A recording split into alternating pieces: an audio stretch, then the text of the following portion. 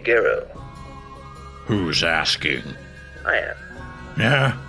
And who are you?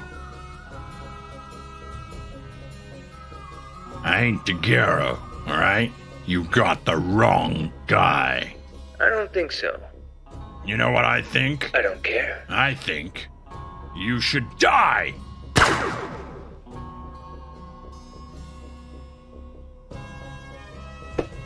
Always the same.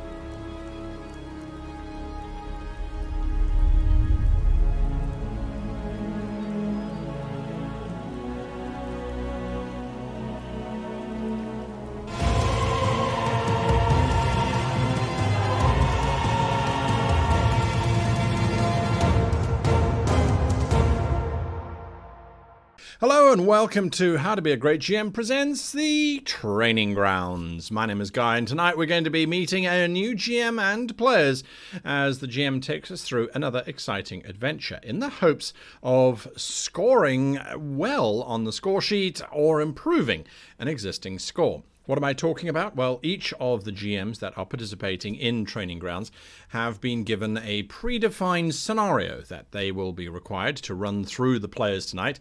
The players are randomly drawn from those who volunteered to play in the game, as well as myself. And after 90 minutes of playing in the GM's world, the players and myself will get to score the GM based on certain criterion.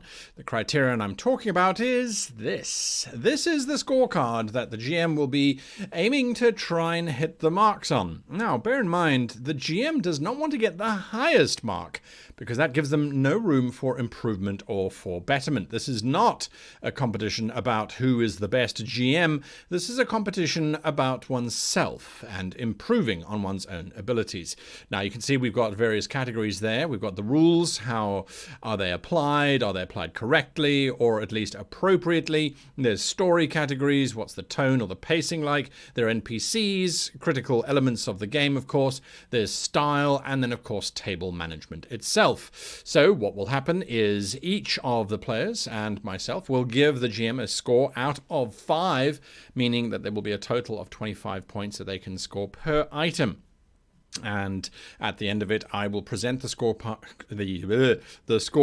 back to the GM and to you, the viewers, and take them through some of the salient points, areas that can be worked upon and improved upon for the following week. Of course, if this is the second week that they're participating, we will have that score sheet from last week. We will have a look at it and see where they should be aiming to improve. Now, at home, of course, you are watching this. You have that wonderful ability of not being completely ensconced within the game, not trying to play the game. So think kindly when you are judging these individuals and look at the scores and see how they would apply to yourself. At least that's part of the plan. But enough from me. Let's get on with the show and let's meet tonight's GM.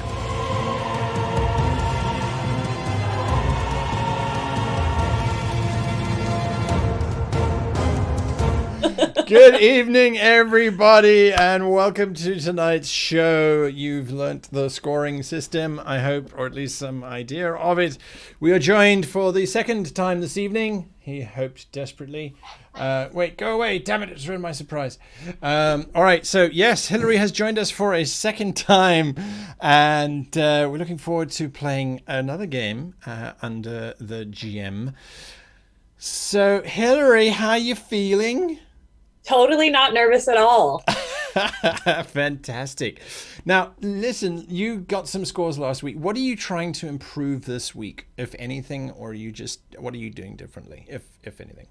Trying not to end half an hour early. Okay, good. That's my first, but also trying not to end late because one of the biggest feedbacks I got last time was it felt like it was kind of on rails, like the parties didn't have a lot of choices. So I'm trying to do something that's more open-ended, which I've never done before. So we'll see how it goes. But yeah, trying to focus on time management, less railsy, and trying to make sure my characters make logical decisions.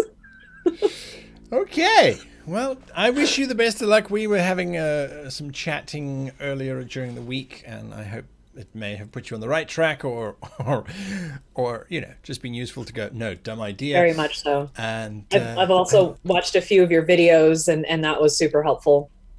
Okay, well, let's hope that it helped in some small way. Now, we've got some fantastic new players with us this evening as well. Everybody is from the US of A, which is fantastic. Nice to see you all here. So just taking us around the table very quickly, we have Christian, who is playing whom? Ajo, I'll be your healer for this evening. I like that. I hope. Do you actually... I didn't think we actually hope that you have to heal us, because that means we're losing life, right? Sure. So we hope not to ever use your services? Is that a thankless job, or what? I don't know. Mm-hmm. Kind of. Kind of. Someone who may need your services, we have Dan playing...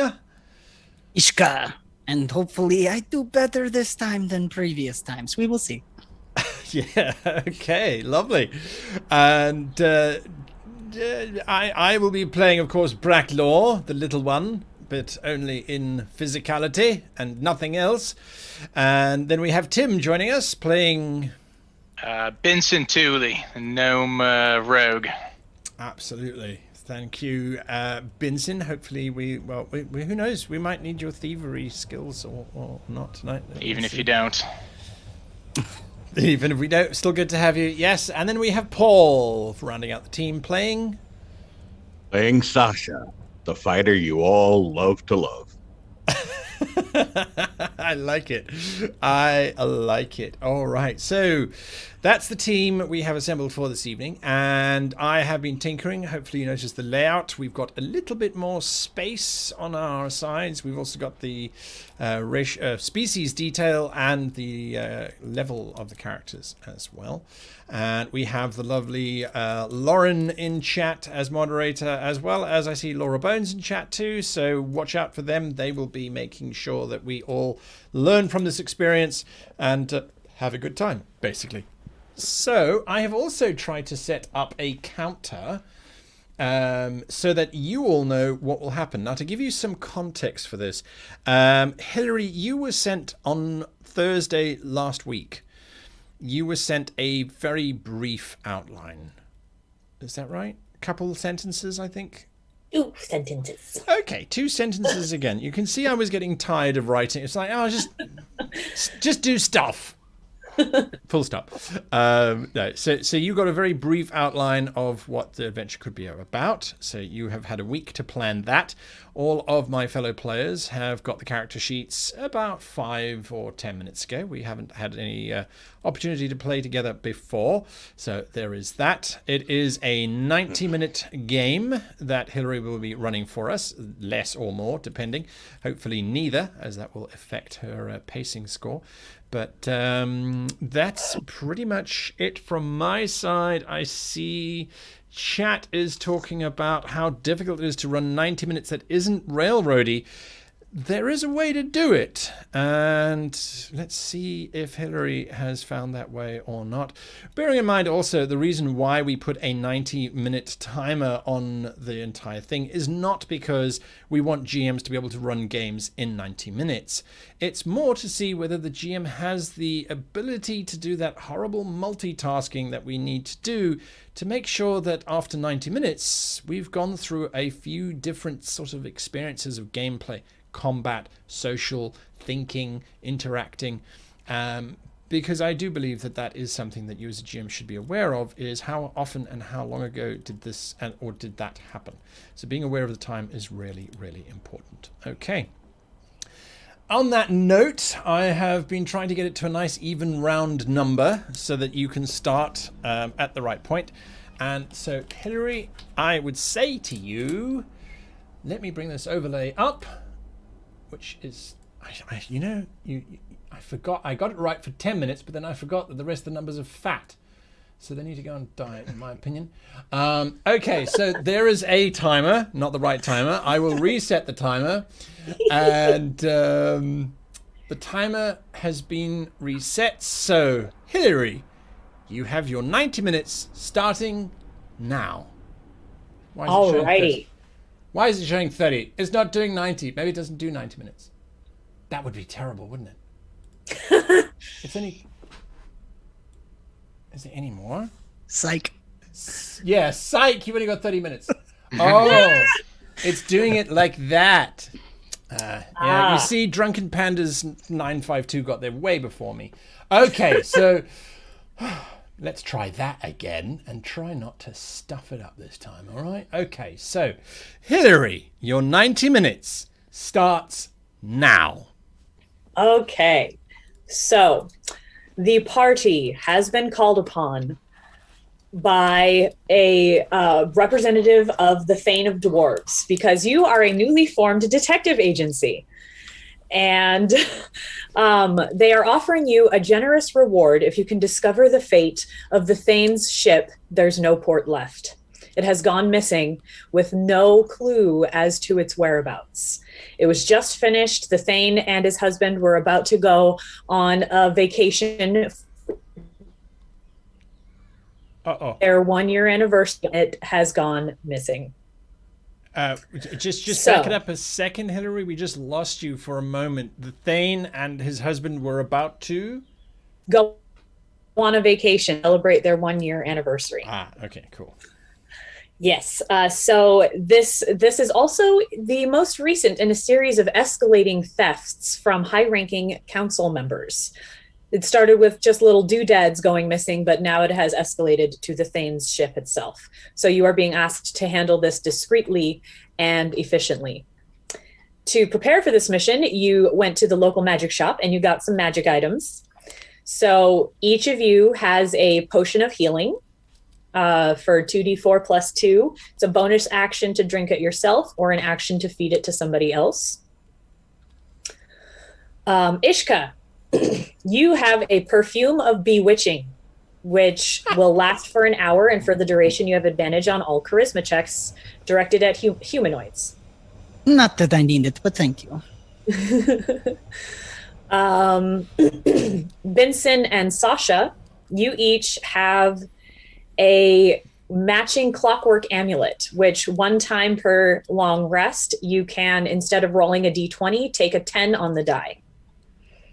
Wow. Right.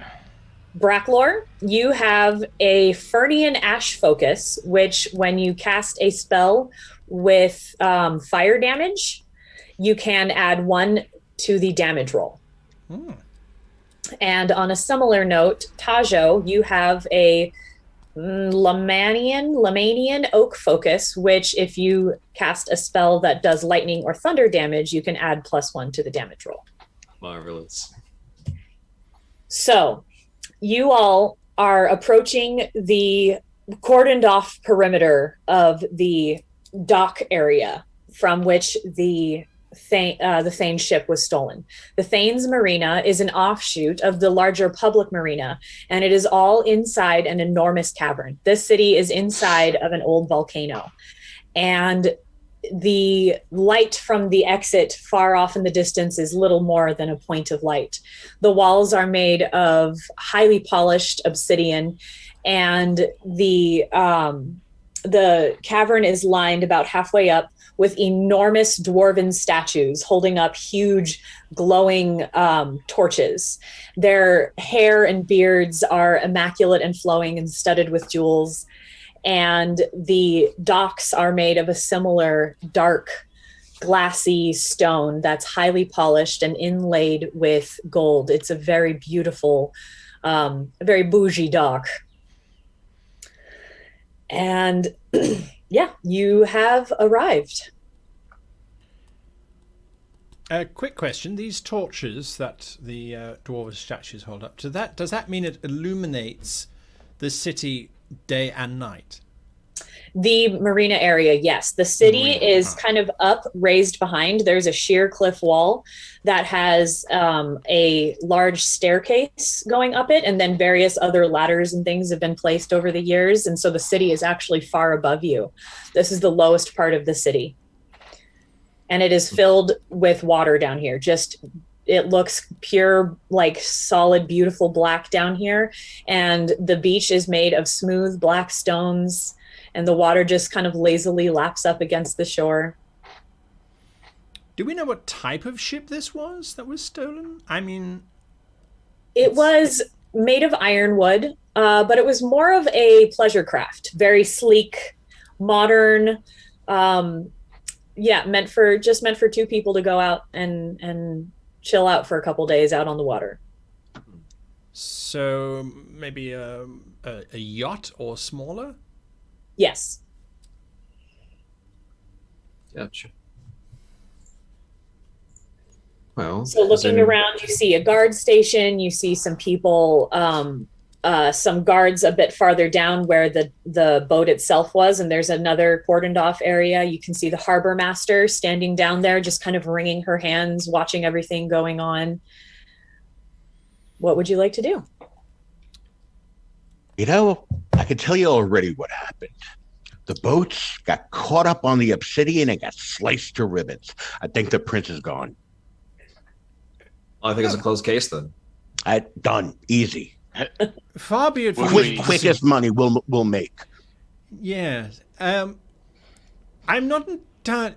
Well, if the boat was sliced to ribbons, then there would be debris, wouldn't there? Well, sure, but everything is black. The walls, the ceiling, the water. How are you going to see a little boat in all the depths? Yeah. Would we still get paid for just saying it got crashed, though? We don't need to go find a wreckage or anything. Well, I think they said they wanted proof. I mean, that only makes sense. But that's why we're here to talk to them, isn't it? Well, they said some doodads have gone missing too, and I don't want to step in anyone else's turf here. Do I see any thieves' cant around, like kind of marking this area as someone else's turf? Give me a perception check. Ooh, that is a 17. You see a couple symbols around. Some of them are pretty old. Some of them look a little bit more recent. They are kind of just vague. Like some of them are arrows pointing in different directions. None of them are really words. It's more of just symbols. There's one that, signifies that a local group of kids is sometimes around and to watch out for them. There is a symbol on the guard station that just kind of means like, hey, pay attention here.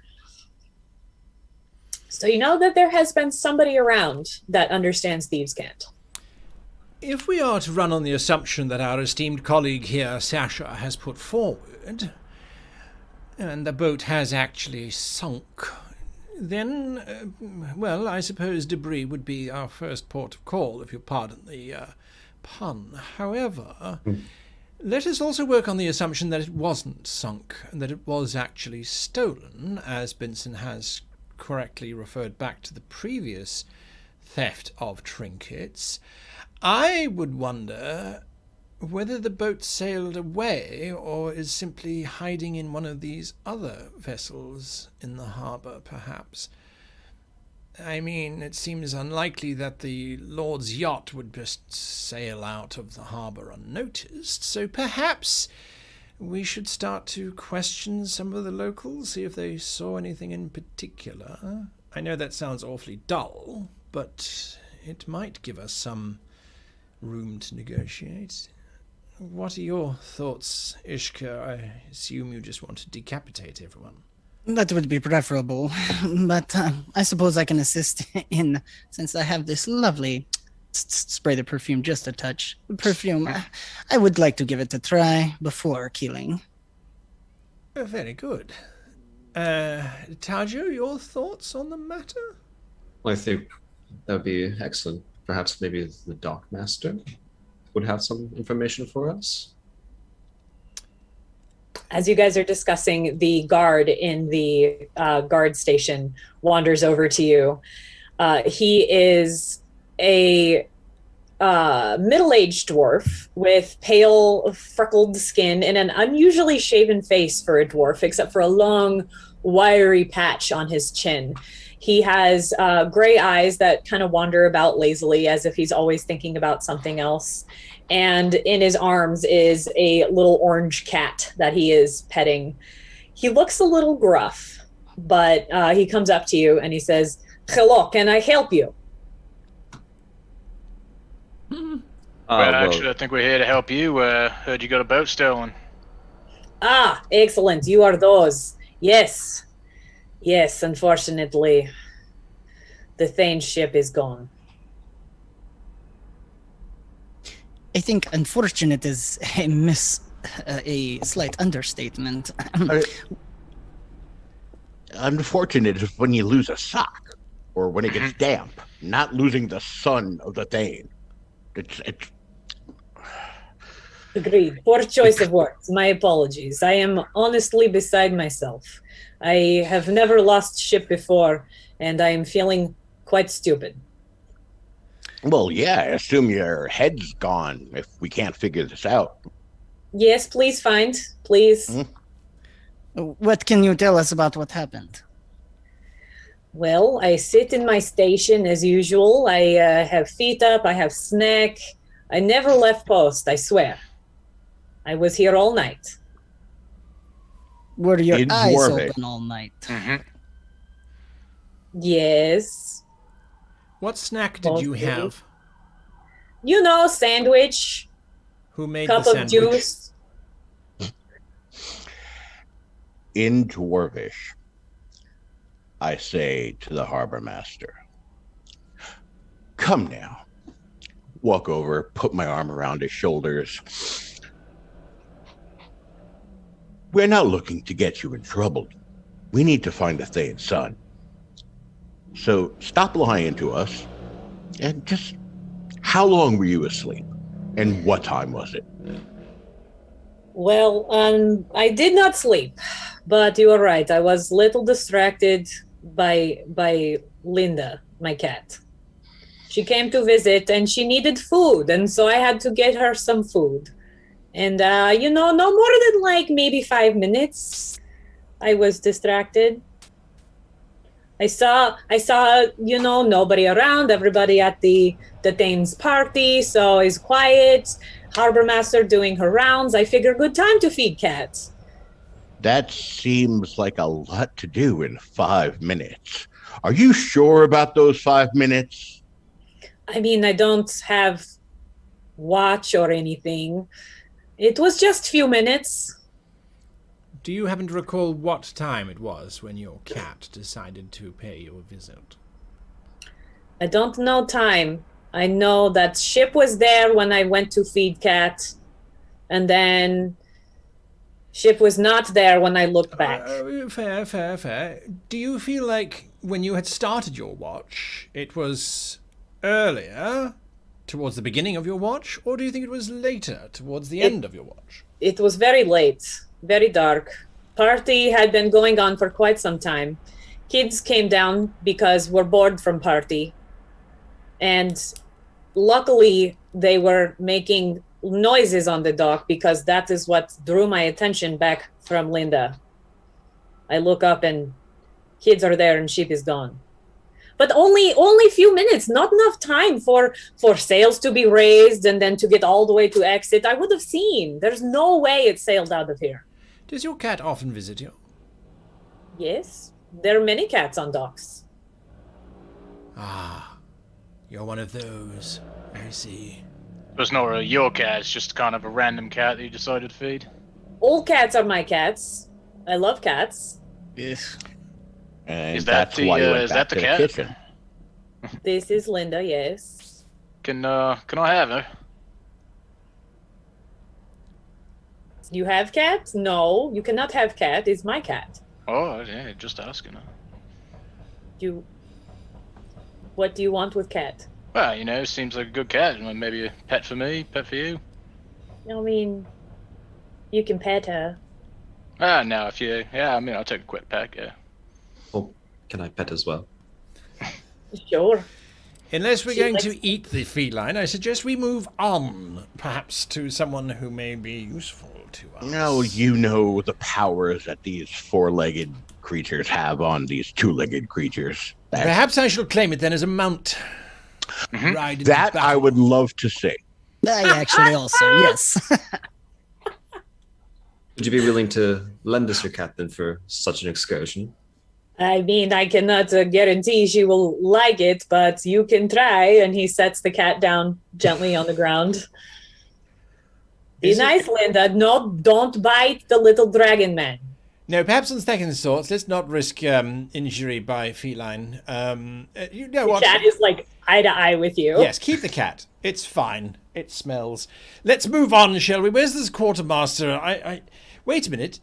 Do you know how to sail, guardsman? Sail ship? No. Yes. So you No, would I never actually not sailed. have I just any. float. You would have no idea how long it would take to set sails and to sail a ship out of this harbor. Actually, would you? Well, I don't sail myself, but I have watched many times the ships prepare, and I have watched many times how long it takes for ship to get to outside, and is many times longer than how long it takes me to feed cat. So when Those were the big ships. This was a small ship. This It thing was could smaller. have just rolled out. it wasn't even on the horizon or anything, just vanished. It's simply gone. No noise, nobody around, just me, cat, harbor master, some kids from party. Was the ship by any chance painted black? No, it's wood. And it had Because- it had lanterns. I could see lights on it. They had just finished stocking it for Dane's trip. Very well. Gentlemen and ladies, might I suggest a little confab, if you would? Nah. Someone will have to lift me up, since you can't all bend down. Thank you. Put them on my shoulders. Oh, this is a bit better. Right. Oh, I think I've been on your shoulders, Tajo, in quite some time. Yes, quite a few. Right. So good. nice. So, yes. I remember it fondly. Now,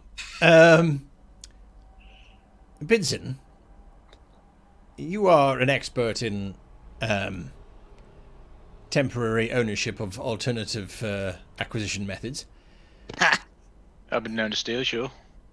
Well, yes. And Sasha, don't you have some experience as well in the arts of acquisition?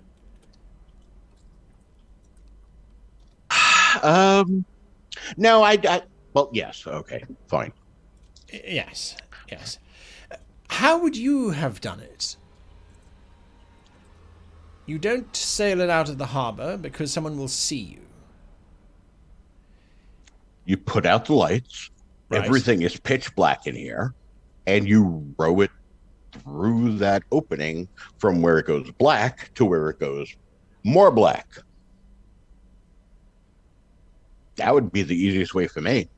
But you run the risk, if they notice that the boat is missing, that they would call out the guard, don't you? And that they would set ships sailing, surely. So if you're rowing it out, you're not going very fast. And just as a note, even though the walls are black and the water is black and the shore is black, the lights, the torches are very large and it is very well lit in here. Now, there wasn't, it seems, according to this one's story, there wasn't any kind of distraction to make people look away or anything. Unless they thought the party was enough. Well, they got the cat as well. Well, in my thieving experience, you know, when you take something, you don't just walk out with it in your hand. You tuck it in your pocket as soon as possible. Could the smaller boat have gotten into a larger boat or into a cove of some kind? In which case, it might very well still be in the harbour. It's an interesting supposition. I am curious what perhaps these children might have seen. Oh yeah, by the way, there's pickpocketing children about, so if maybe they're kids from the party, maybe they're pickpockets, but Wait a minute. What do you mean there's pickpocketing children around? well, you know, keep your wallets close and whatnot. I saw some markings on the wall. There's thieves about, as most harbors are. And as you look around, you do see off to the side, on one of the beaches, right at the edge of the cordoned off area, is a group of kids. They're sitting on the beach. Most of them look like they are not paying attention. They're just hanging out. But there is one that's standing there kind of wide-eyed, watching everything going on. My hands, my bag. Yeah, that kid there, he's got the gift. It strikes me perhaps that we should split up, cover more ground. Doesn't it seem odd that some children escaped from the party to point out to the guard that the ship had gone missing? Could be coincidence, but if you say that there are pickpocketing children running around, perhaps it's something greater than we realize. And I'm think they pickpocketed a boat? No, but I think they might very well have been there watching the guard to make sure that he was playing with the cat, and when he stopped playing with the cat, they signaled to whoever was sealing the boat that the boat should be taken immediately. Perhaps. See, this is why we keep you around. Because that makes sense. Well, that and the worship, of course. Yeah, sure. That's right. The worship. Yes. Just So, Benson, So- do you want to chat? Perhaps you and Sasha chat to the locals and see if they are involved in anything, whilst perhaps Tajo, Ishka, and I head off to chat to the quartermaster? Or do you think it's a bad idea to go in different directions? I think we could take care of two things at once. That sounds like a great idea. What could go wrong? Very We're well. only talking to some kids, and with you going, then we'll know exactly how long the quarter or the dockmaster was gone, because that'll tell us you going and then coming back, and we can add the 2 and the 2, and we'll be good that way. Absolutely. Very well. I would say then that we meet back here in an hour, or how does time get tracked in the city? Is there no sort of time system, no bell or something? How would we know how time has passed, how much time has passed? GM? Once an hour, there's a bell that echoes wonderfully off of the very highly polished walls and goes through the whole city. It's the very, very top, the highest point of the Gotcha. city. Nice. Very well. An hour, we meet back here, yes? Sure. And if we can't find you, we'll just follow the stink of Ishka. No one can appreciate good smells anymore. You put on a little too much. I think it am smells too wonderful. much. Yes, you are. Onward, Tajo, quickly, before this descends into that horrible thing All that right. happened 3 weeks ago. Let's go. What? I pick a random direction and start walking. So are you guys going toward which direction are you guys going? Sasha and I are going towards the kids. Okay. And the rest of us are going to the quartermaster or mistress. Alrighty. So let's start with Sasha and Vincent. So you guys approach the group of kids. Yeah, no, let's not spook them there, Sasha. I know you're You not take the quite lead. as a lot as Ishka, but It's okay. You take the lead. This is your show. I'm just here to make sure that we're able to tell the tale. all right. So yeah, just kind of sidle up to him and casually get next to the kid that was looking everywhere. This your territory? Yes, I mean, we do like to come here and hang out when we're bored. It's nice. Nah, kid, I'm talking thieving. I don't want to make sure I'm not treading on anyone else's grounds. We're not thieving. I like to pick up things, but not things that other people like. I like rocks, and I like frogs, and I like sticks. And you do notice, you guys have probably heard of this person because she is the daughter of one of the council members. She has dark skin, black eyes with impossibly long eyelashes, and frizzy black hair that's like bigger than she is. And when she speaks, her face becomes flushed because she does tend to be quite shy. And her nice kind of noble clothing is often torn and dirty thanks to her tendency to collect weird objects and stuff them in her pockets. Well, she's a noble. Change tax. I misread the situation. Kind of like mutter this to Sasha and be like, "You go."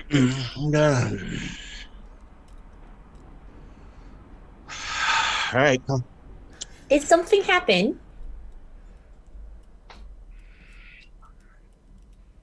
I don't think it's anything. Wait a minute. Were you out here last night playing with your frogs? Yes. We got very bored at the rich people party, and so we decided to come down here and put our feet in the water, and I found some frogs. Would you like to see the frogs? Oh, absolutely. She takes out just an enormous, like, warty toad. Look, I named him Badger. Badger the frog. Badger the frog. He's my friend. He's a good-looking one. Hey, He's my frog. when you were sitting here, did you see the Thayan's son and his husband take off on a boat somewhere? That little boat that they usually hide out where the almost adults like to drink on at night? No, I didn't see no fame. I just saw, Mr. Godman and Yeah. Miss Quartermaster. They were both down here? Well, I saw her earlier, but I didn't see her then when we were at the dock. Oh, okay. He was petting a cat in his guard station. But I didn't see no ship. I don't know what you're talking about. Okay. I thought you might have seen something. But that is a very lovely frog you got. And she starts to look like she's kind of wringing her hands together, and one of her friends is like, "Tell him, go ahead, go on." And she's like, she gets extra red, and she goes, Well, I think I saw a fairy. A fairy? Yes, a little person, only like this tall, and she made a pretty clinkling sound as he moved, and I think I scared him because he was fiddling with something over the edge of the dock, and when he saw me, he jumped over. He didn't hurt you, did he? Oh no, he was very far away. He could not hurt me. Good. Next time you see something like that, tell an adult. Okay. We don't want anyone snatching you away or anything. I didn't think anyone would believe me. I thought fairies were fake. But he did drop this. Or he tripped over it. I don't know. and she holds out a little item and hands it to you, and you look in your hand and you see a little tiny flask that's big enough for like one shot. Hand this over to Benson. Yeah, I'll just get out of that. Yeah, perfect size. What part of the dock did you see this ferry? Anywhere near the train ship? I don't know about no fine shit, but it was right at the end there where all the men in uniforms are. Benson, go and give me a perception check. 19. 19, okay. As you just kind of like haphazardly look at the, or like not really paying attention, but you notice out of the corner of your eye, there is some thieves' cant on the flask. Ooh. It says, "Drink me." And then signed with initials MM. And is the flask, does it have a shot of something in it? Mm-hmm. If you find a little fairy, could you give it back to him? Absolutely. Thank Yeah, you. because thieving's bad, and you're gonna make sure to get this back to the proper owner. And when you say thieving's bad, she looks at one of her friends like, "I told you so." And the other one's like, Was that kid thieving? No. Benson, you can't take another one in. You remember how the last time it worked out. All right. At least not now. Let's finish this first. All right, we come back. We're gonna have a talking to about your thieving. Keep it up. Keep it up. You're doing good. I hope you find what you're looking for. Thank you. And I hope you find lots of big, juicy, fat frogs. I hope so too. Thank you. And yeah, I'll show Sasha what I found on the flask. You're not planning on actually drinking that, are you? I mean, probably, yeah. I don't even know why I ask anymore. Seems, flask says drink it. It's free something. I don't know what it is, but free something. Yeah, all right, but so, sorry, go ahead. no. We'll continue this argument as you shift. Yes, exactly. So shifting over to the other group, what would you like to do? To the quartermaster! All right, and I follow along Bracklor's lead, Yeah, carrying him very along. well.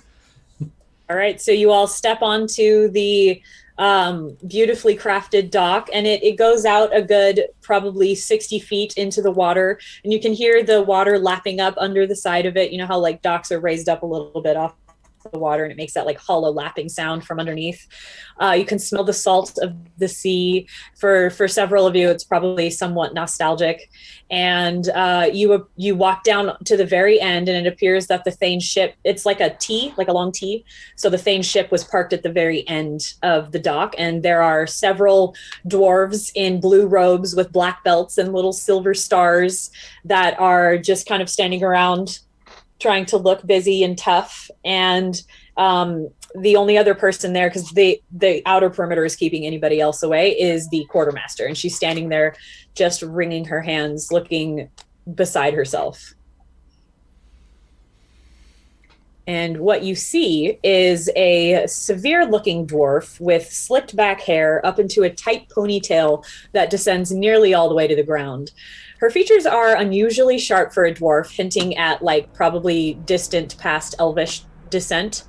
Her white robes are immaculate, and the gold gilding around the edges is highly polished. And she has matching gold on her ears, her fingers, and like a headdress. She looks very, very like she thinks she is important. And she wears scale mail that is equally beautifully maintained and gives like a slight like jingling, tinkling sound as she moves around. Tajo, wouldn't you just step to the edge quickly? Do you have something you could drop into the water? Something shiny? I have a potion on me. No. Something that doesn't have much value. I have a small knife. Yes, all right. Just drop it over the edge. Let's see how far down we can watch this knife sink. I drop it into the water, and I'll keep an eye on it. How far out to the dock are you when you do that? Sorry, my camera's being ridiculous. I will be about 10 feet out or so. Okay.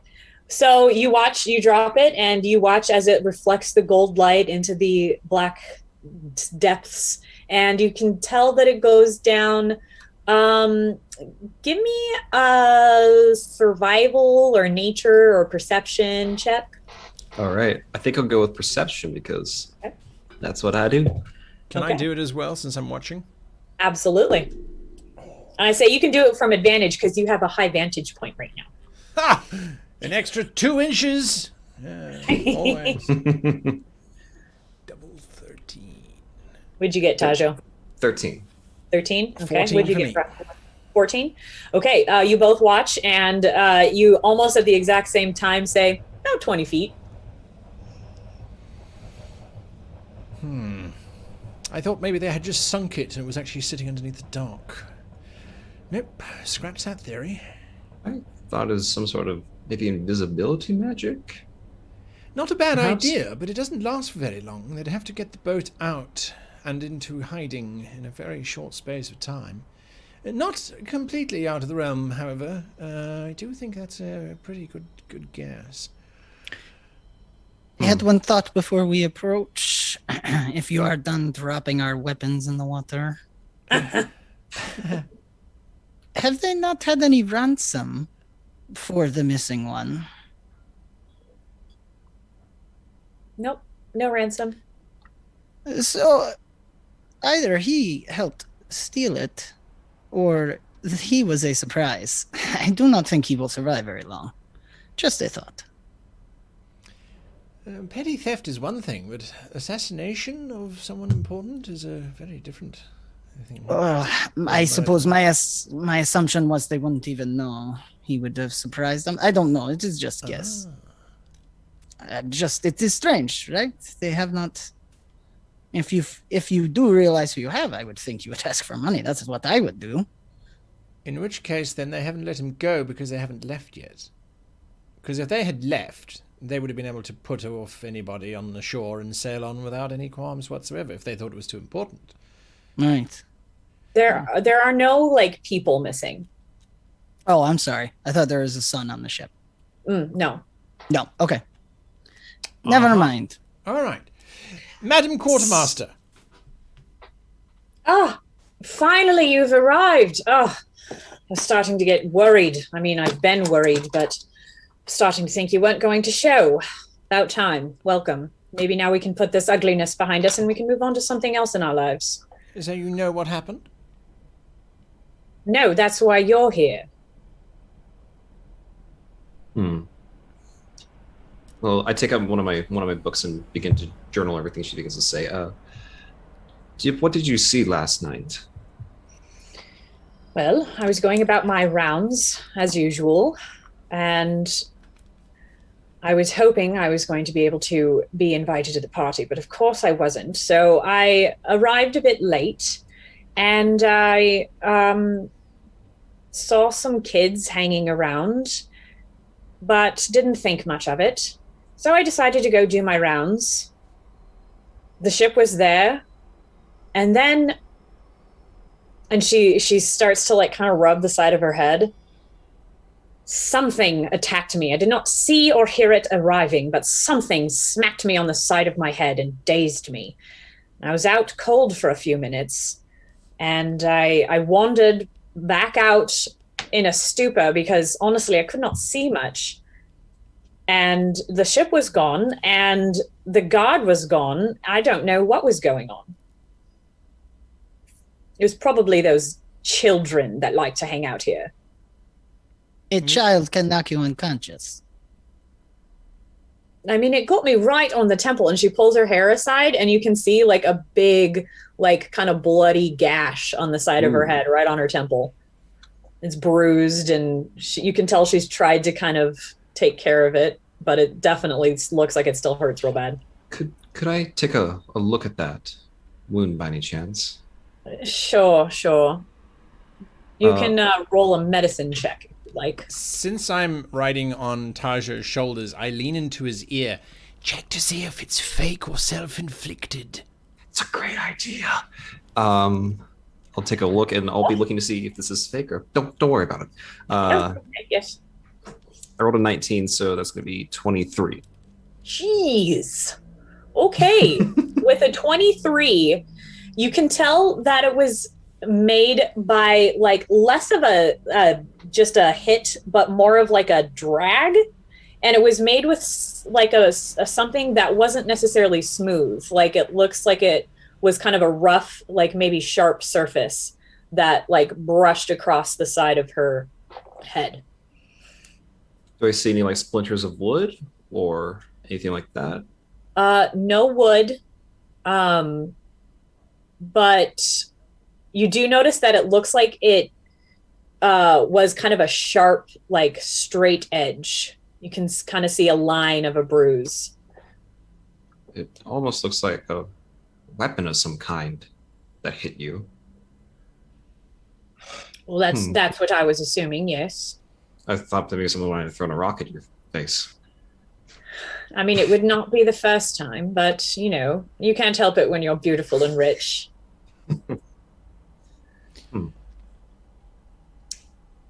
You say you were out for a few moments. How do you know it was a few moments?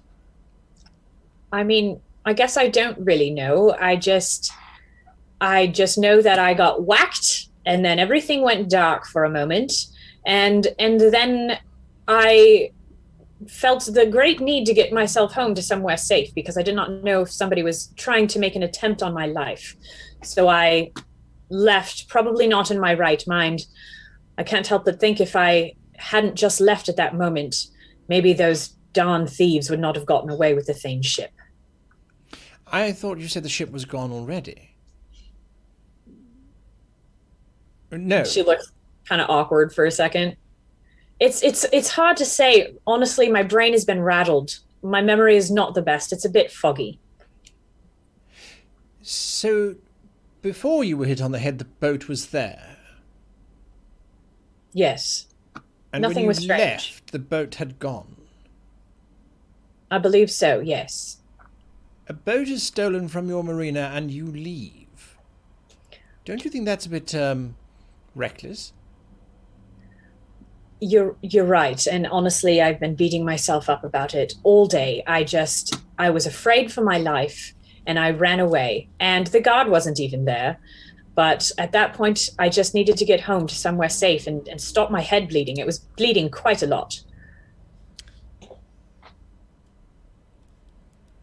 And is the guard still missing? No, you spoke to him. He's up at the guard station now. That guard. Hmm. Were there any other guards protecting the ship itself, since it belonged to the Thane? No, honestly, he's always done a great job guarding our marina, and we've only ever needed him.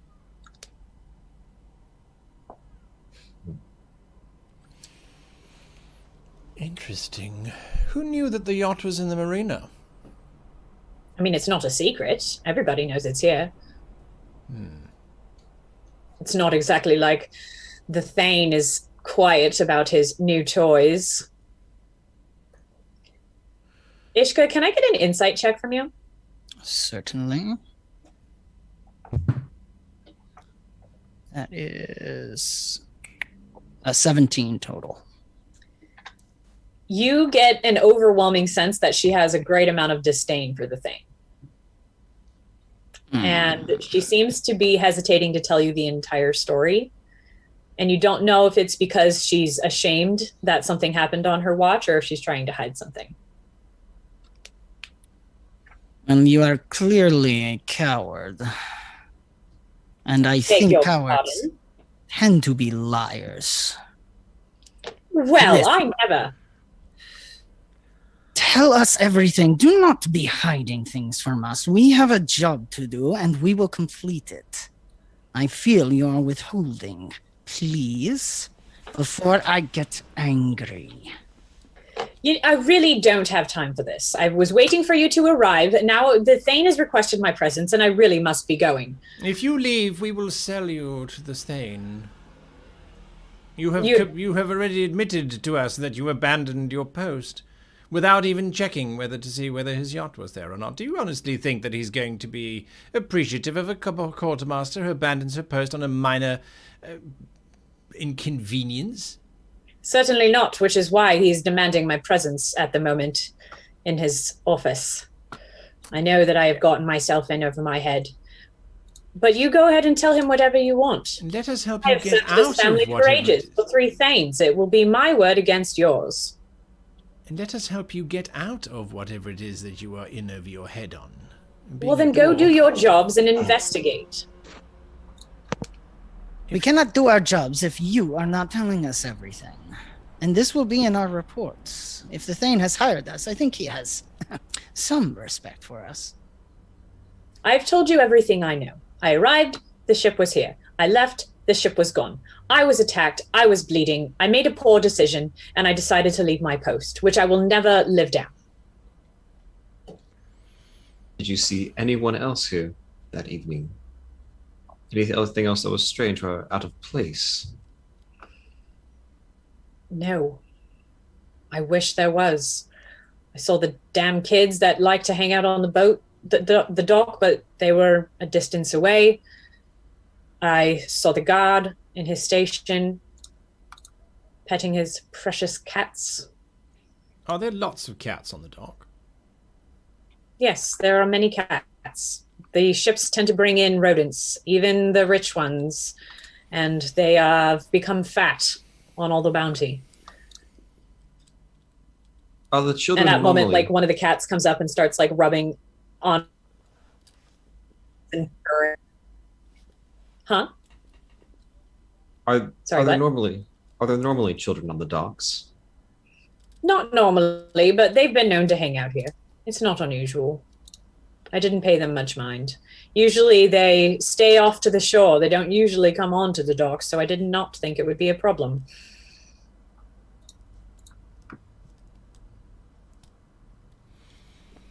Unless there's anything further, I suggest we allow the quartermaster to go about her business. Absolutely. Thank you. I do appreciate it. At least this one understands the importance of being on time. Well, I understand the She importance about turns on her staying heel in my and post. walks away. And Yes, yes, yes. I know the importance of staying conscious. Yeah. Well, let's get back and see what the others have found out. Perhaps they have something more conclusive. Although at least we know that someone seemed to have struck her. Do you think she could have done that to herself, Tajo? From what I saw, do I think that it could be a possibility, or not really. It's a little hard to tell. It doesn't look like she was just whacked on the side of the head. It definitely looks a little different than that. Mm-hmm. It's a strange wound. I don't know if she could have just inflicted that on herself. Maybe she was attacked.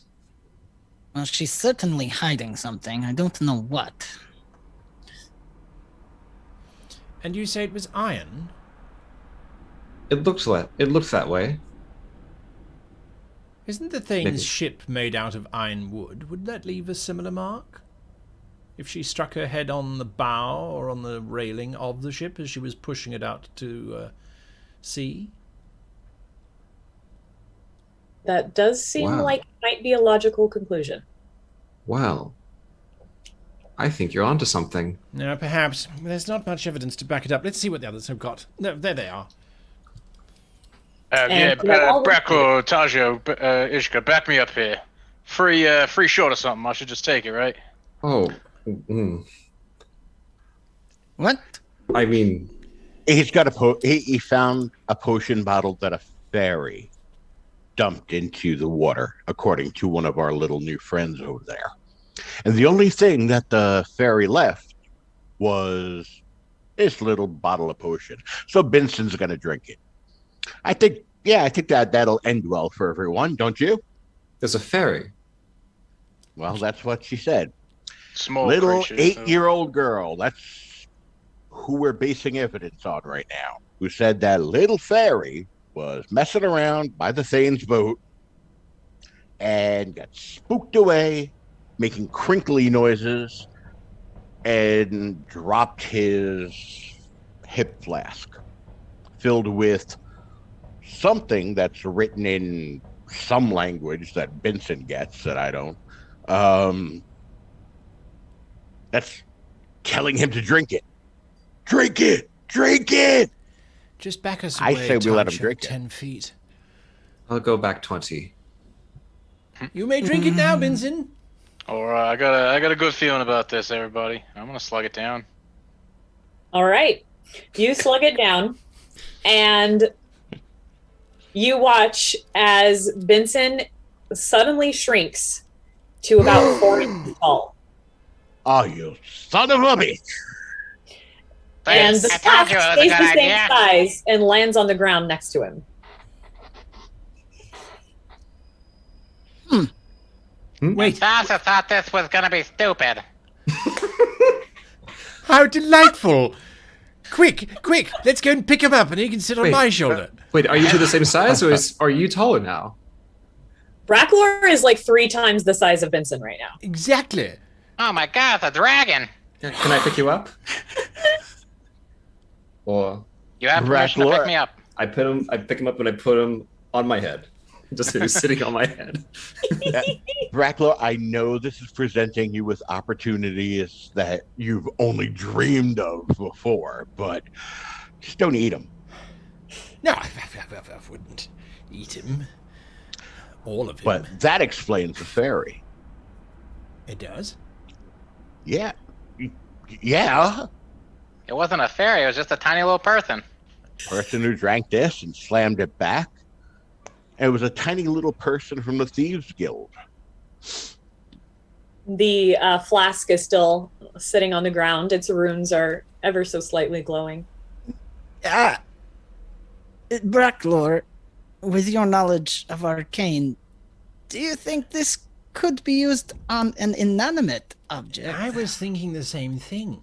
What if it really was a fairy who dropped this potion onto the boat, causing it to turn into a pocket-sized boat? Which would actually mean Sasha's thought that it's still right there. I don't know. Guys, one day you're going to listen to me. It's not going to be today. I understand that, but... Right. Let me have a look at this flask, then. I flapped down to the... Oh, thank you. And then it was swallowed by a toad. You saw how big those frogs were. So they shrank it down, fed it to a toad, put the toad in the pocket, and then they were able to walk out and bring it wherever they wanted. It's a frog. Look, who cares? Nope, it's a frog containing the Thane's boat. I will question nothing now, but one step at a time. Yes, an amphibious form of relocation. Interesting idea, but well, let's see. Does the flask tell me anything? Could I drop some of this liquid onto a pebble to see if it goes even smaller, or?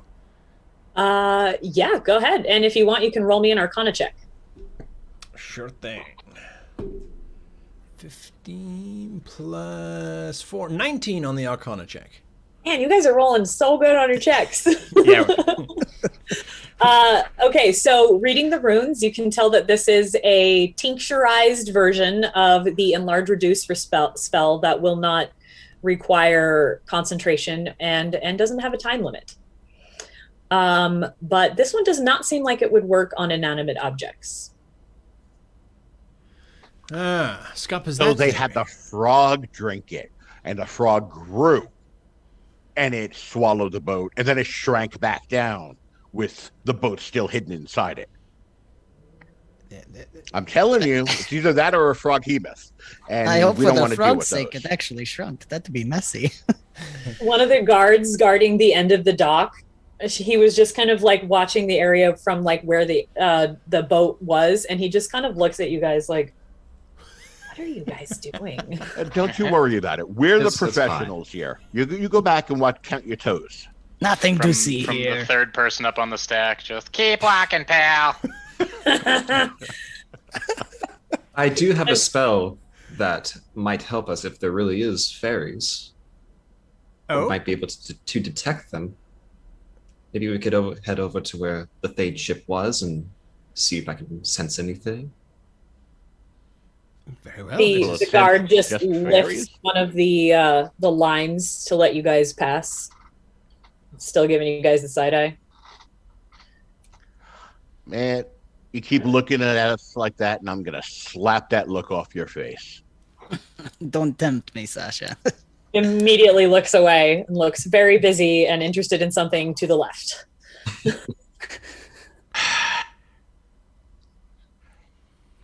Ishka, You guys- that's why you have to choose who your guards are carefully.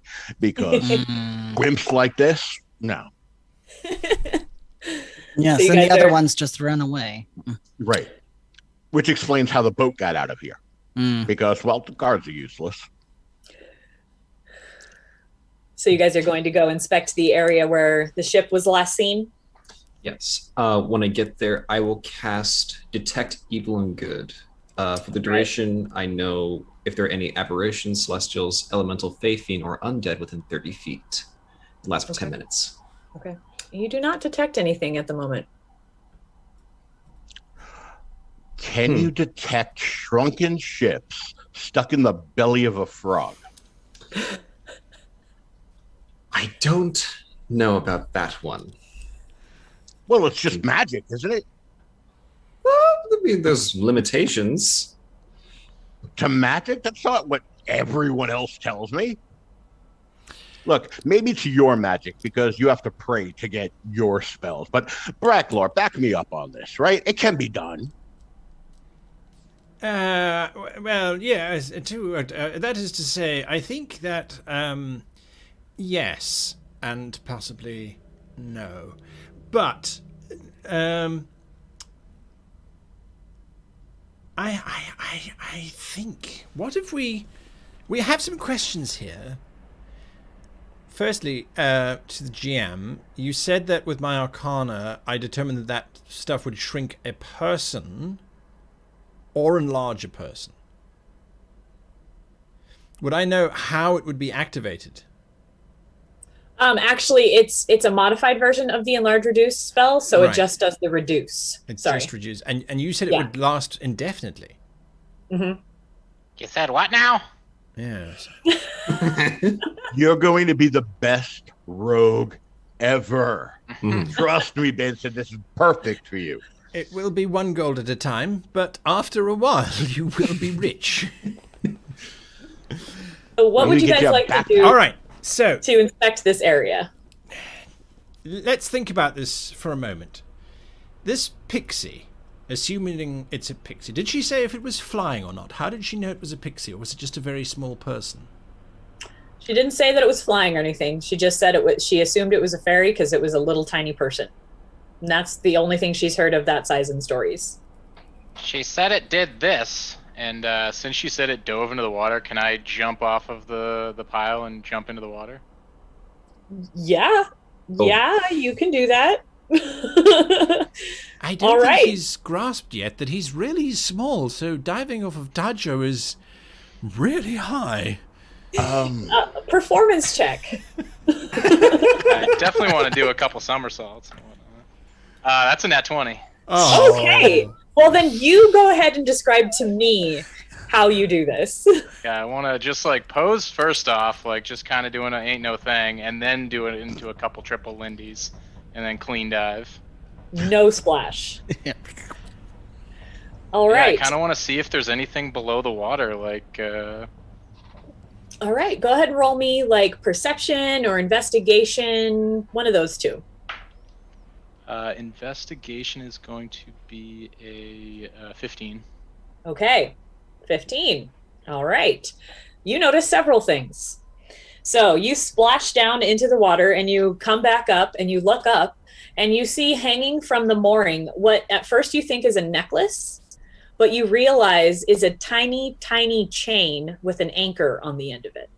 You can't reach it because now it's quite a bit above your head, but you can see it dangling from up there. You also see a smudge of blood near where the anchor is, right on like the corner of the dock. And floating next to you in the water is a tiny wooden chest. I think we need to talk to the guard again. Is this like tiny as in shrunken, or just like a little chest? It has the words Brayburn McDraken McDougal on it, which you know is the name of the Thane's husband. And it is inlaid with beautiful filigree that matches the filigree that was on the dock. So you assume that it was shrunken. And as you look around, under the dock, it's a little dark under there, but you can see what looks like a little archway with light coming out of it. I think I've solved it. I got blood, I got chains, I got chests. You are very small. We cannot hear you. Somebody pull me out. Scoop them up out of the water. No trout, huh? So, what is this chest that... Wait. Come on, get it out of your lungs, little man. You got it. Okay. Gentle. Quite a bit of weight down there. So, blood chain trunk? Yeah, I saw a trunk that looked like it came from the ship, and there's like an anchor on a chain, and there's blood down there. Okay. Oh, I guess I should have said Brackler. When you picked up the flask again, you noticed that it is still full. And there's a tunnel, so I say you all join me at this size, and we get to the bottom of this. You know, as much as I hate to admit it, I think it might actually be right on this one. I think it might be as well. There is a very small possibility. Very A great way to hide a whole... Oh, come on! I mean, I have been the brunt of all of the short jokes, and now I get to make one, and I get nothing? My genius is wasted! I'll tell Ow! you, Bracklow, if it makes you feel better, we can do an experiment. I will keep drinking from it and see how small I can get. I as much as I do really like the idea of us all becoming the diminutive band of glory, I have no idea how to turn us back to our regular sizes. If I did, I wouldn't be this size in the first place. So once you've drunk this... So why doesn't Bracklar? You go with Vincent, go through the hole. We'll hold on to the flask in case you need help. Take care of it. You've got the brains for this, and you know I'll sit here and look at the bracelet, What is it? With an They definitely... weird. They You're going to shrunk look at the boat. anchor? Okay, so you pull up the anchor, and it's so tiny. It feels really, really delicate, but you can read in tiny little words on it, "There's no port left," written across the anchor, which you know is the name of the ship. And Benson, you know that even at Bracklor's reduced size, he will not fit through the little tunnel. It is too small for him. Hey, Bracklor, you're gonna love this. I think you're too big for that tunnel. Yeah. They steal the boat. That doesn't explain two things. Why did the courtmaster run away? Perhaps you know something. But let's go down this tunnel first. But what's in this chest first? Because the chest might have the antidote. And we don't want to take something without an antidote. Well, that is remarkably precautious of you, Sasha. Well, I don't want to wind up 12 inches tall. I've seen how much of a pain in the butt it is for you, so... Exactly. You fish the little chest out of the water, and you open it, and it's full of now very soggy presents wrapped in really pretty paper with bows on them. Yeah. Mm-hmm. How close are we to the holiday solstice, or is this like... It's a distance away, but you do know that this is where they were planning on going after the party wedding. was over. Yeah. That the bottle, Brackler, did it not have initials on it? MM, I think. Yes. Would that have McDougal? What was his name? He had some weird dwarvish name. The husband's name, McDougal. So you know that the MM was like a maker's mark for whoever made the flask. Yeah. All right. I think he can do that. Well, if there's a maker, then there's an unmaker, in theory. I suppose. We'll have to find them. All right. How about this? Binson, why didn't you scout down that tunnel? And if it's just one little demented fairy who happens to have a penchant for stealing small items and making boats small, then dispatch them, and then come back with the boat toot sweet. If, of course, you find an entire army of pixies down there, then you can come back and we'll shrink down and we'll join you. What if there's, like, a single rat? Vincent, I'll come with you. We'll be okay. Everybody keeps wanting to send someone off into something that's dangerous. So... I don't feel it would be right for me to leave you all. Go down there knowing that you could be in danger. Now I don't know what to do. Well, obviously you have to drink the potion. Worst case scenario, we stay small, but we've got a small ship, so I mean... It'll actually wind up saving us a lot of money in the long run. That's what you think. Rations, That's what you think. Water, on... Wait until you walk into a tavern and someone tries to use you as a boot scraper. Try and get the attention of the barman, and you have to fly up into the air and sprout fire from your orifices in order for them to even notice that you exist. Well, then you shouldn't have been just sitting there with your mouth hung open like a baby bird looking to be fed by mama. So drink, Tasha and Tajo are considering going into the tunnel. Is anyone else?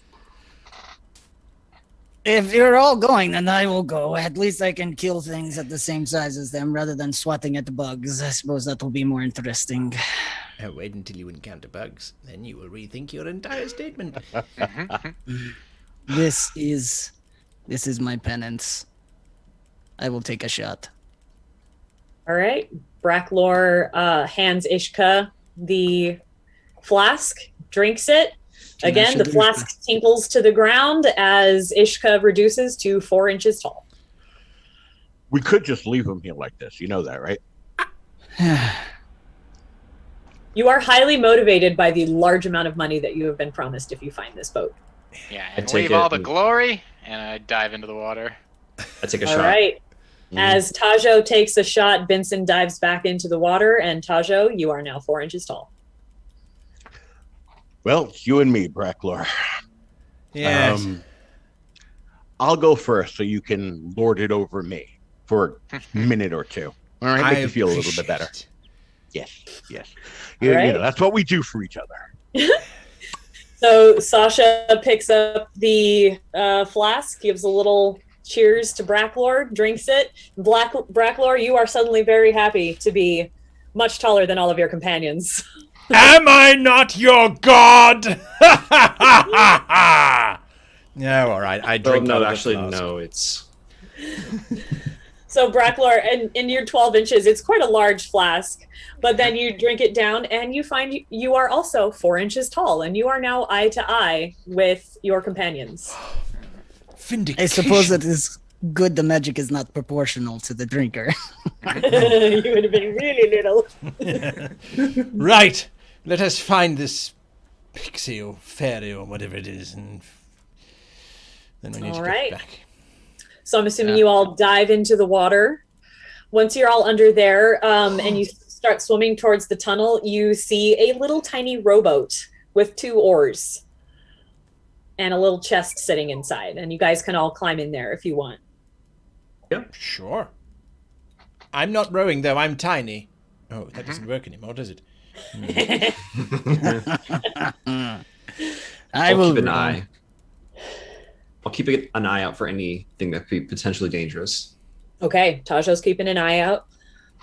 Yeah, and the chest that is in the boat, as you guys start moving down the tunnel, it's releasing a pretty foul smell.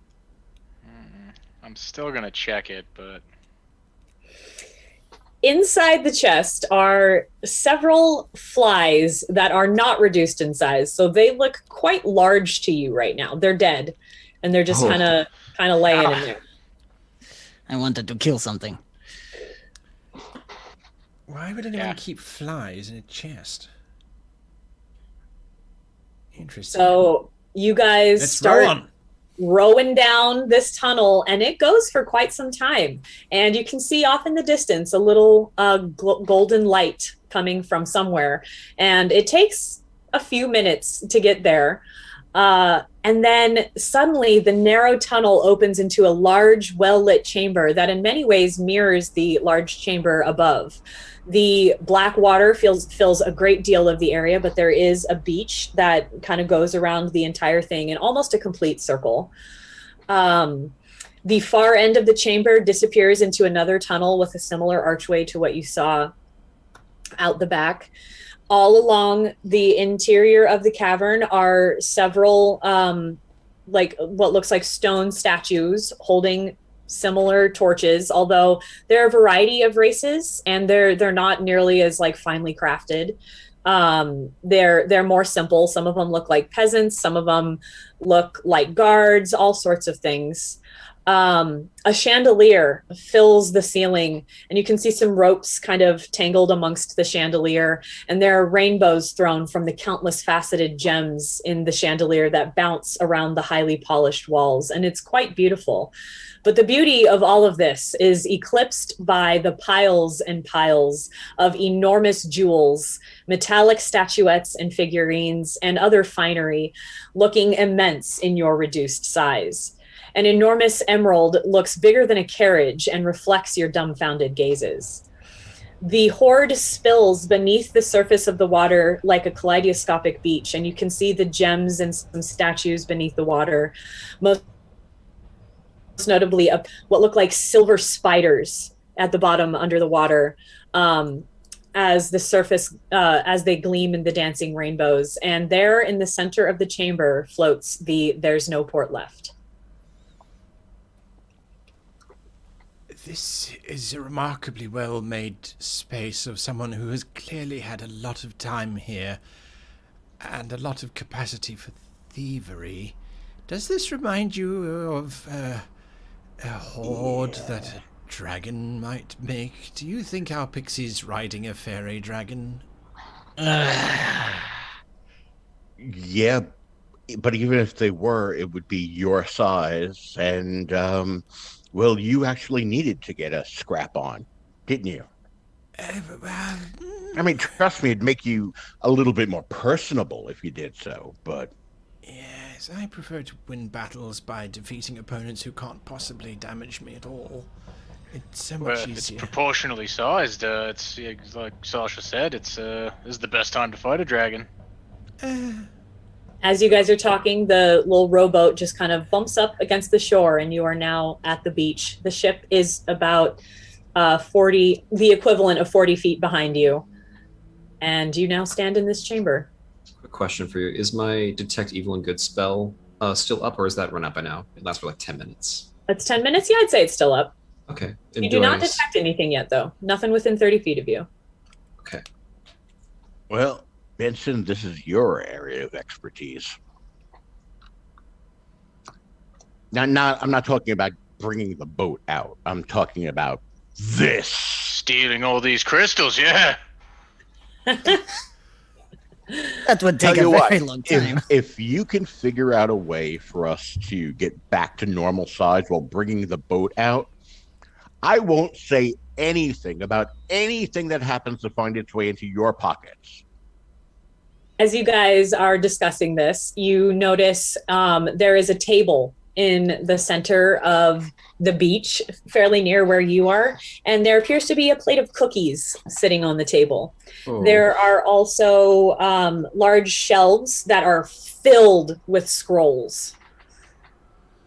Now we're talking. Knowledge. Some way of getting us back to the size we were. Shall we go take a look?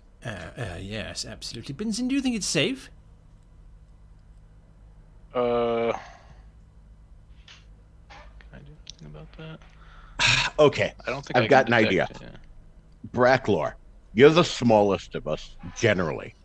Mhm. Why don't you take a bite of one of these cookies? This way, in case you grow back to your usual size, you're not going to be crushed by everything.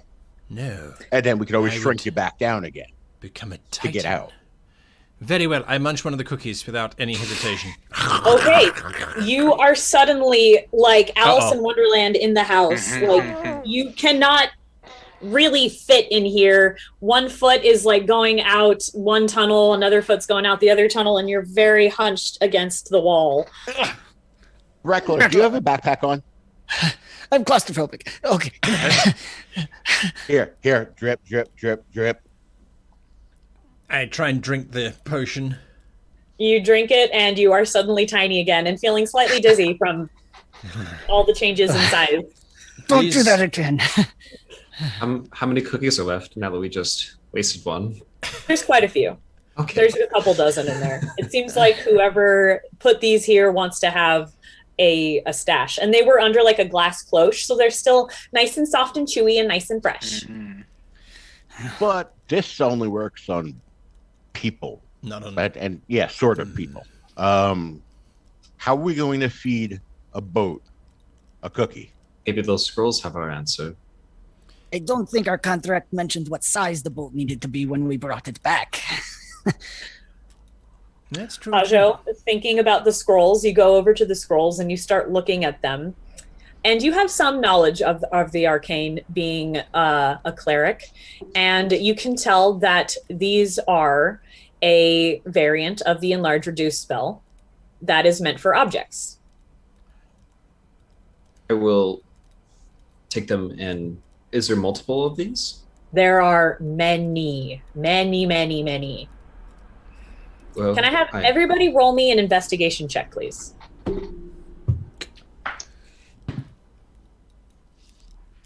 5. You Nineteen. are fascinated by these shelves. And the cookies are distracting you. 9. 17. 9, 17, 19. 19. Okay, so with a 17 and a 19, as you're looking around at these scrolls, you notice there's a flat piece of paper that's kind of shoved and crinkled underneath one of the piles. It looks like it's been there for quite some time. And it's a letter, like a little note addressed to GF, saying, "This is all I can provide at the moment. I look forward to seeing what the mysterious surprise is. I'm sure the Thane will love it. Signed, MMD." And you also notice that by the plate of cookies, just for fun, there's a little placard that says, "Eat me."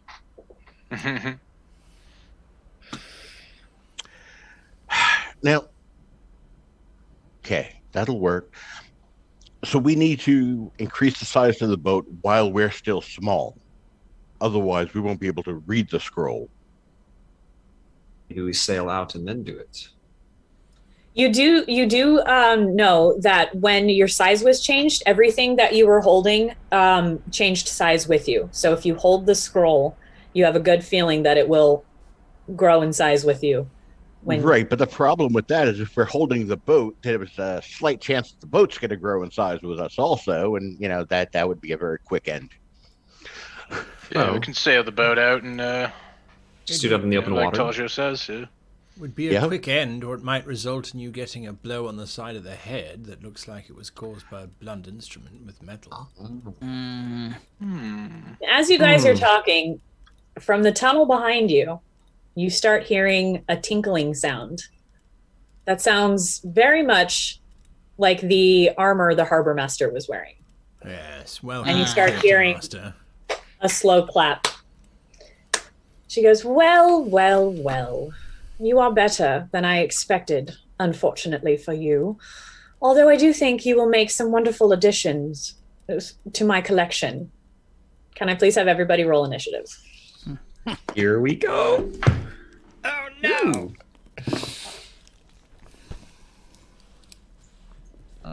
16. Hang on. Okay. Everyone was doing stuff, so I didn't want to interrupt. Is it okay if I said I handed one of the enlarged scrolls to Bracklor? Absolutely. Mm-hmm. Yeah, there's so many of them. Anybody could have grabbed one if they wish. I got a nat 20. Oh, gee. Okay, hang on one sec. Barbarian gets a nat 20 on initiative. Jeez. We know where this is going. Yep. Okay, Tajo, what did you get? I got a 17. 17. Okay. Ishka. Oh, I'm sorry, nat 20. Nat 20. Okay. Yeah. Bracklor. 11. All right, Benson.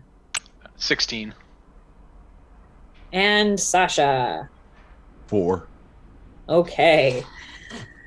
So, Ishka will be first, followed by Benson, followed by Tajo, followed by Benson. And then, wow, rolled real bad on that initiative. So my initiative is 8. So Bracklor, and then the Harbour Master, and then Sasha.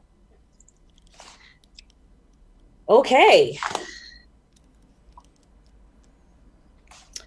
Alrighty, Ishka. The Harbour Master has just appeared in the tunnel ahead of you. She's probably about 40 feet from you. Okay. What would you like to do? We're killing, right? We're killing, yes. I go into a rage. And I am going to charge towards her, shouting, "Only Bracklor gets to slow clap."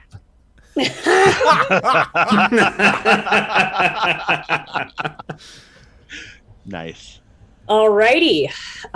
Go ahead and what's your movement? 30. 30? Okay, so she's about 40 feet from you. So do you have any ranged weapons? Yeah, I got the javelin, so I'll toss the javelin at her. All right, so you go running forward, and as you're running, you just huck a javelin at her. Go ahead and roll ahead. The sewing needle flies through the air. Yes. Okay, that Wait, is... those are dangerous. A dirty 20. That'll hit. And damage coming up. Hello. Hooray. Hooray. Someone wants to join the party. Very bad on the damage. That's a 5 total damage. Okay. So it sinks into her shoulder, but just a little bit. It cut a lot of that armor and kind of falls out onto the floor beneath her, but there's definitely some blood on that shoulder. And she looks at you very not happy. Tajo, you're up with Benson on deck. How far away is she from me at the moment? She's about 40 feet from all of you. Just to Okay. keep it. Well, I think what I'll do is I'll grab my holy symbol and focus and pray for a moment, and I'll pray for a guiding bolt, and I'll fire it at her. Alrighty, roll the hit. Yeah.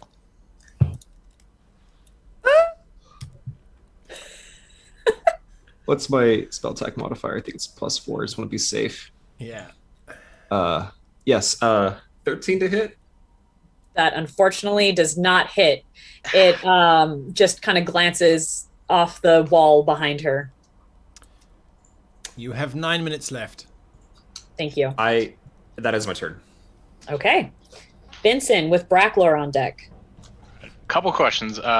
How far offshore did you say that there's no port left is? It's about an equivalent of about 60 feet behind you. Okay. And then would it be an action to like scoop a bunch of cookies into my pocket? I'd call that a bonus action. Nice.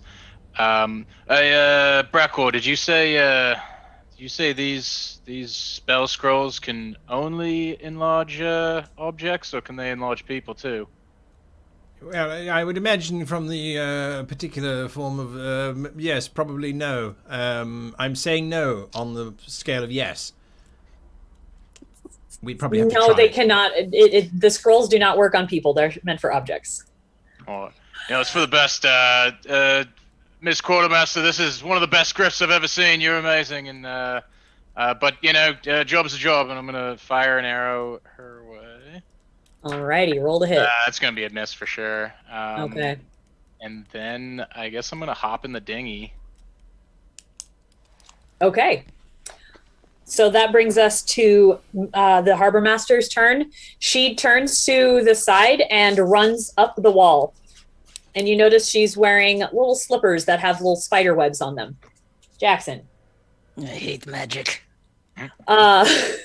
And she will she will use her bonus action to dash, and she gets to the chandelier that is above you and speaks a word near one of the ropes. And it comes flying towards you. Barbarian is Ishka. So the rope comes flying towards you. I need you to make me a dexterity saving throw, please. Okay. It's all on the die. 14. Oh, just not enough. It wraps around you and you cannot move. I'm claustrophobic again. Okay. So you can use an action on your turn to try to break this, and in the meantime, you are restrained. Okay. So that brings us to Sasha with Ishka on deck at the top of the round. There is the rope that tied around Ishka in relation to me. It's attached to the chandelier above you. I'd say it's probably about 50 feet above your head. Oh, okay. So I can't even get there.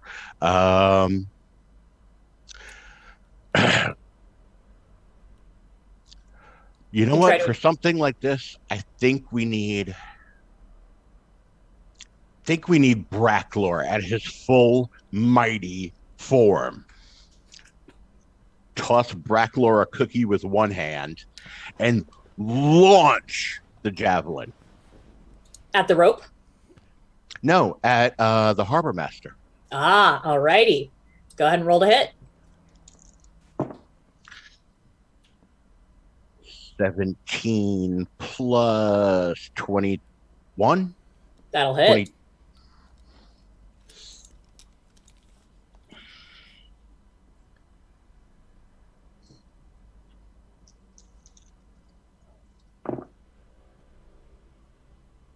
Total of 12 points. Oh, 12 points of damage. Nice.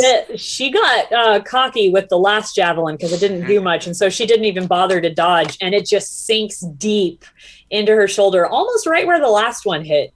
And she has to like pull it out, and like a stream of blood goes flying, rains down on the floor beneath. That hurt. You're going to pay for that. I think I might have written my damage down incorrectly for the javelin. Okay. I'm just letting you know. Okay. Alrighty. Is that your turn? That is my turn, yes. Alrighty. That'll bring us to Ishka with Tajo on deck. All right, I'll use my action to break free. Did I skip you, Bracklor? Oh, yeah. Let's do Bracklor. I was like, wait a second. Guy hasn't said anything this round. I Sorry, didn't want to cookie in interrupt. his mouth. I didn't want to interrupt. Yes. Yeah, hopefully does he catch the cookie? Yes. Then he will eat it. How long does the transformation take? Amazing. Okay, so you are now quite large. I'm going to say that you have disadvantage on dexterity checks, but advantage on strength checks. And whatever damage you do will do an extra d6. Cool. I like this. She's in the ceiling, right? Yep. And which is very easy for you to access now because you are in the ceiling. Yes. Just think of how much you hate bugs. Very. Get that. Exactly. Very cunning, quartermaster. But unfortunately, you were too slow. I breathe fire upon her. Okay. Is that a dexterity saving throw? Yeah. I Okay. believe so. You are the dragon in the lair. I am now the dragon in the lair. Oh, that's good. Yeah. Terrible. I rolled a 2, so that Oh, gives yes! me a 6. 10 was your actual value to beat there. So, Okay. Okay. Let's just see the damage here. I've never done this before. Taking 2d6 damage, I believe. Yes. All right, so she takes 2d6 flame damage, and that 15. 15 damage? No, that's wrong, because I only rolled 2d6, so it's not 15. It's not 9 and 4.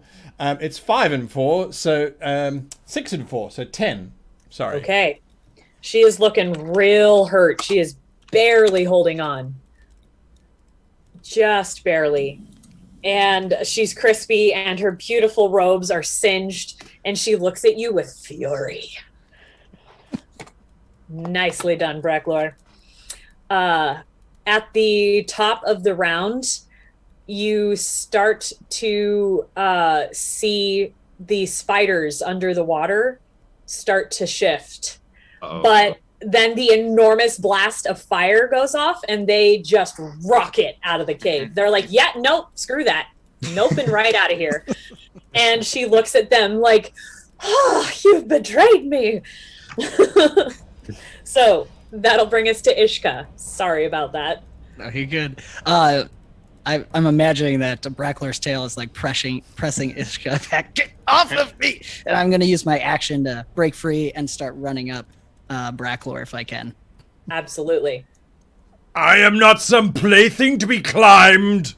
You've ridden me many times. This is Different.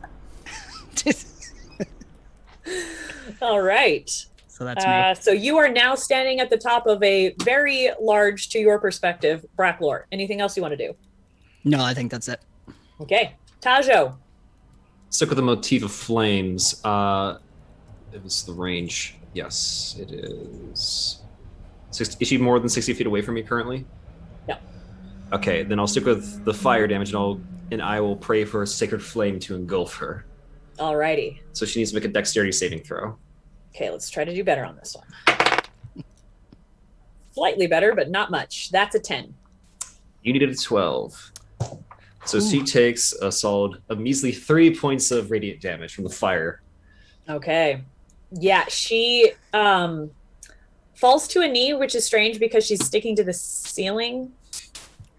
So I don't know how that works, but yeah, she's not looking good. She's looking real bad.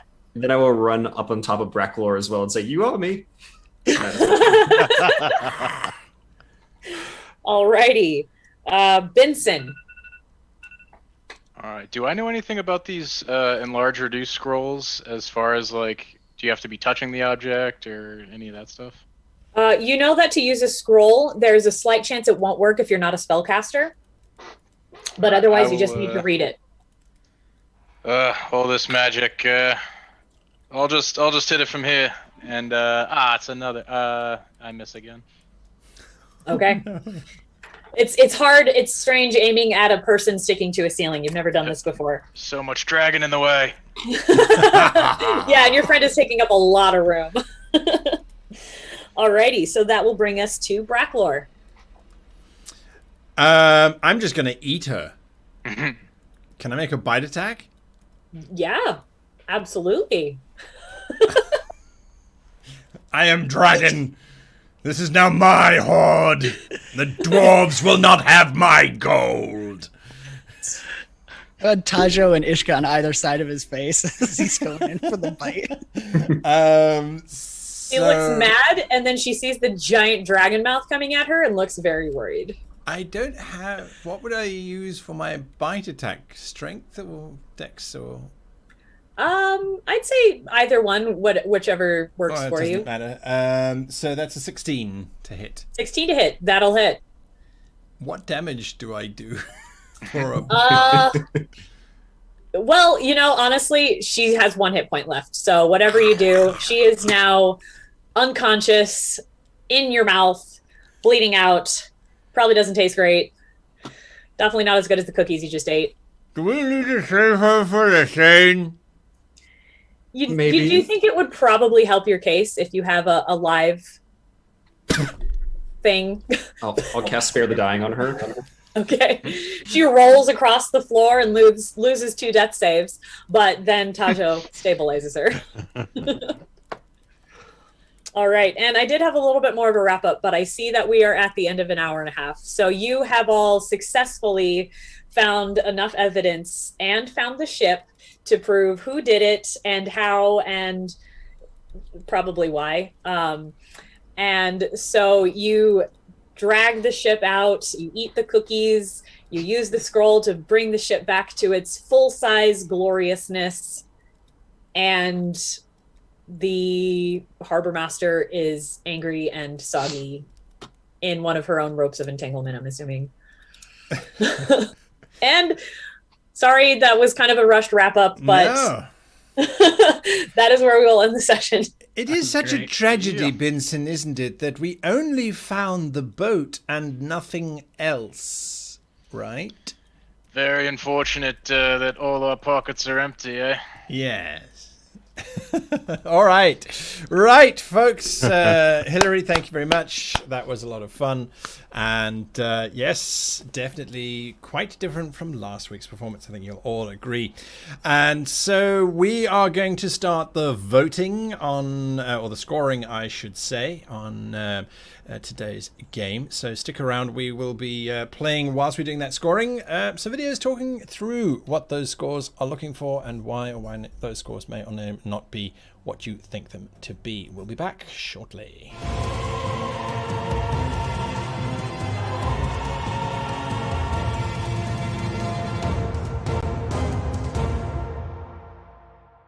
We all use NPCs in our game, but are they being used correctly? That's the next section in the NPCs category of the Training Grounds scorecard. Using NPCs correctly is not about abusing the NPCs. They're most likely going to die in some horrific way anyway. I mean, that's really why we have NPCs, yes? No, absolutely not. NPCs fulfill a multitude of functions, which I've spoken about on our YouTube channel, such as the mentor NPC, or the cheerleader NPC, or the guide NPC, or the love interest NPC. NPCs have a myriad of uses within our game to help us with all kinds of things, such as pacing, plotting, twists, all kinds of things are entangled into how we use our NPCs. Is the GM in tonight's game, or in your game, are you, as the GM I should say, are you using your NPCs correctly, or are you letting them go to waste? Not everyone can have an amazing repertoire of vocal gymnastics. So when we talk about the impersonation section of the NPC scorecard, we're not looking to see whether you can do a lot of amazing different accents and shift them up at the drop of a hat so that you are changing all over the place. We don't really care what you do with your voice or your mouth. Whether, of course, you can sound deep and subtle or high and mighty, we really don't care. What we are more interested in is when you are presenting us with an NPC who has a certain mannerism, whether it's bent over, crooked and old, or young and sprightly and all over the place. Whatever it might be, however you do your impersonation, it could be by describing them. They're young and plucky and their eyes sparkle with youthful enthusiasm. Or if you try and actually perform the role, that doesn't matter. Are your impersonations, however, suitably different enough from each of the other NPCs that we're likely to meet in your world that we can start to identify the NPCs based on those impersonations or the descriptions or the characterizations that you've built into your NPC or not? It's no good having some kind of weird accent that nobody knows who belongs to who, but that's very clearly that accent belongs to Keith. I thought Walter sounded like that. Well, he does too, because I can only do one other accent.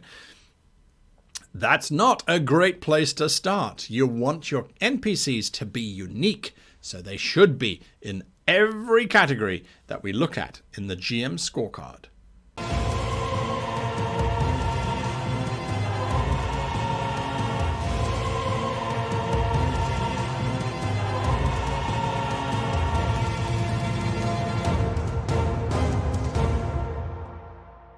In the style category of the Training Grounds scorecard, we see our first section is descriptions and diction. This does not mean that you have to go and buy a thesaurus so that you can sit there and talk about the muddied road, the sullied road, the dirty road, the road encrusted with muck. You don't have to use every single word available to us in whatever language you're running your game. But you knew you do, or you knew you should do, you do what you should do, or what you knew you should do. I'm confused. That is what you want to avoid. Your descriptions should be clear and allow for the player characters to see and hear and experience what's around them, but at the same time they should be clear in terms of understanding. You don't want your players going, is it a dirty road covered in muck, or is it a mucky road covered in dirt? Don't try and be too complicated. Explain, describe, give your descriptions in a clear and precise manner rather than trying to paint a picture with 1,000 words. It's easier and clearer and better for all if we get what you're talking about in a few sentences rather than in 1,000,000 words. So are your descriptions clear and appropriate for the situation? The style category is one of the areas that we could argue on for days. Each of us has our own style and will do things in our own way. When it comes to the engagement section on the scorecard, we have to be aware that when we're talking about engagement, it's about how do we communicate with our fellow players? How do we talk to them? Are we calm and collected? Are we aggressive? Are we dismissive? We need to make sure that when we are engaging our table, we're engaging them as peers and as fellow players and fellow enthusiasts of our hobby. We're not demeaning, deriding, or destroying those sitting around the table trying to have fun with us. So engagement is about making sure that the players are treated equally, treated fairly and with respect, but also the player characters are treated with the same kind of respect in terms of that's your player character. You have ownership there. You have rights there. How are my NPCs going to interact with you? It should be the same. Okay, we are back. Enough of that person talking. Let's move on to the scores. That's why not why we're here, but it's one of the highlights. And we've got some very interesting scores. Now, chat, I've been watching chat going on, talking about the show. Chat, let me know, did you enjoy today's session? And if so, why? What do you like about it? I'm asking you a question as opposed to you asking us questions. But if you do have questions for everybody sitting at this digital table today, please type the word question in front of your question so that I can see it in chat, as we are streaming to both Twitch and YouTube at the same time. So just put a question in front. So yeah, answer mine first. What did you like or not like about today's session? So there we go. Hillary, how do you think you did today versus last week? I think I did a lot better with descriptions and with giving the players more agency. I only panicked a couple times, and hopefully I hit it pretty well. I would have liked to have more time to like do the wrap up a little bit more, but you guys were having such fun role playing with the investigations. I didn't want to like cut it off, so absolutely. I had a lot of fun. What prompted you to run an investigation? Well, my prompt for the whole session was an Ironwood Dwarvish warship has been stolen from the city docks. Sorry, I changed it from a warship. The PCs are tasked with getting it back. That's all I got. And so my first reaction was like, oh, this could be like a ship battle or a pirate thing or something like that. But I just felt like that was too easy, and I felt like it would be really hard to not make it seem like it was just railroaded again. So I thought an investigation would be a fun way to give people options of where to go and who to talk to and what to do and stuff like that. Right, absolutely. I panicked when we realized it was an investigation, because they are so tricky to pull off correctly. Yeah. And we were asking questions, we were getting some of the role right, and I don't know about you guys, but did you have much of an idea of what was going on before Benson found the little tunnel? Did anyone have a? I still thought there were fairies somehow involved for some reason, because like things shrinking and stuff, like this seems mischief. So, right. Right. I thought the potion was going to turn me into a cat. Ah, I was way off. No. I attached myself to the idea of frogs from we- the beginning. So that was just where Sasha was going no matter what. It was just going to be a giant frog. Right. Yeah. Right. I was teleport something, maybe. I don't know. Yeah. Gotcha. Yeah. They are interesting. I mean, I have just a ton of notes that I made with links going, she said this at this time, this at this time, because that's what you do with an investigation, is you make a timeline. And then you interrogate wherever it doesn't make sense. So there was two things I couldn't figure out. That's that bump on the side of her head. That was a tell. And then when I thought, well, Ironwood, maybe it'll look the same. And you gave me that hint. You're like, you think it could be that? I'm like, well, thanks, GM. It is definitely that. But how does that link to the bigger story? Was she trying to steal the boat and the fairies hit her on the head and caused her to fall unconscious, and that's why she ran away, because someone thought she was stealing the boat? No. So I thought that you did a really good job of that. We found that little tunnel at the right time. So again, just great. Okay, let's look at the scores. Now, last week, these were your scores, I hope. So if we see there, we had, are those your scores? Yes, time management 11. Descriptions of NPCs 17. If you missed last week's show, we ended after, I think it was only an hour of play. We still had half an hour left, so we ended early there. Rules were in the upper teens, which is fantastic to look at. Story, again, mostly upper teens, low 20s. So that was last week's score. And this week I see chat saying absolutely love the interactions, the story arc, really cool. Some people saying I really like that Hillary gave people PCs space to talk and role play. Very much enjoyed the session. So lots of people enjoyed the session, and the players agree. There are your scores there. Almost perfect scores in the NPC category. Again, really good scores in the logical, in the story space. Your pacing is 18. That's a definite improvement. Time management's a 16. That's a massive jump up as well.